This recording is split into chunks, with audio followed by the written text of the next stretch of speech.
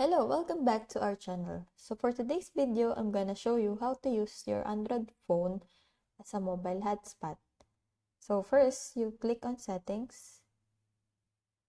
Then you will choose portable hotspot. Then you toggle on the little switch next to portable hotspot. And do you see the little icon at the upper right corner? Your phone is now broadcasting a Wi-Fi signal. In order for you to connect another device to it, you need to have a password.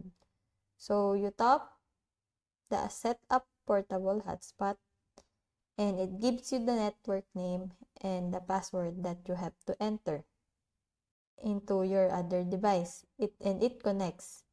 The good thing is, once you've done that once, you don't have to go through all of that again to connect that device another time. Instead, you can just swipe down twice from the top of your screen and tap on mobile hotspot to turn it on. If the password is saved in the other device, it will automatically connect. That's it, guys.